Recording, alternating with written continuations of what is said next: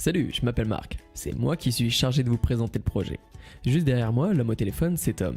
Il est en pleine conversation avec son associé. Il a l'air plutôt heureux, hein, et il y a de quoi. Il vient d'apprendre que son entreprise allait être financée pour un développement à grande échelle. Comme bien souvent, tout est parti d'une idée. Tom en parlait à ses amis, à sa famille, l'idée suscitait de l'engouement. Il rédigea une présentation de son projet, puis le présenta à un investisseur potentiel.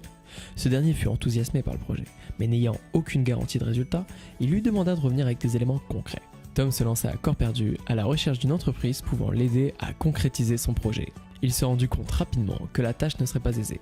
Il avait le choix entre bricoler un prototype, il était passionné des nouvelles technologies mais il n'a jamais été très manuel, ou faire fabriquer à l'autre bout de la planète, avec tous les inconvénients que cela implique.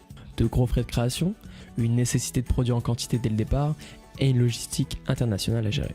Et c'est à ce moment que je rentre en scène, pour proposer à Tom une solution qui n'a pas de précédent. Crée ta propre micro-usine. T'as juste besoin d'un local, de quelques imprimantes 3D, d'un ordinateur et le tour est joué.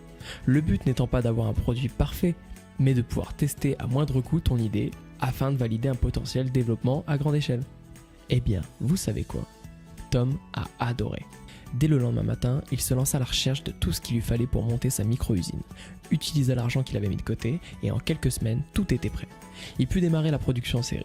Pendant plusieurs mois, il changea le design, apporta des fonctionnalités et retira les éléments superflus de son produit.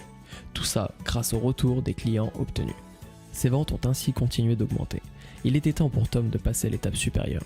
Il retourna voir son investisseur potentiel, avec cette fois non pas une simple idée, ainsi qu'un business plan rempli de chiffres hypothétiques, mais avec de vrais clients. C'est ainsi que Tom repartit avec un accord d'investissement. Et nous voilà de retour dans le parc. C'est pour moi le moment de vous laisser. Ah, au fait, si ça vous intéresse, Tom a décidé d'ouvrir sa micro-usine au public, pour les entrepreneurs qui, comme lui, cherchent à valider leur marché. Il a créé le service MVP, pour mettre en application les théories tirées du fameux livre The Lean Startup d'Eric Ries.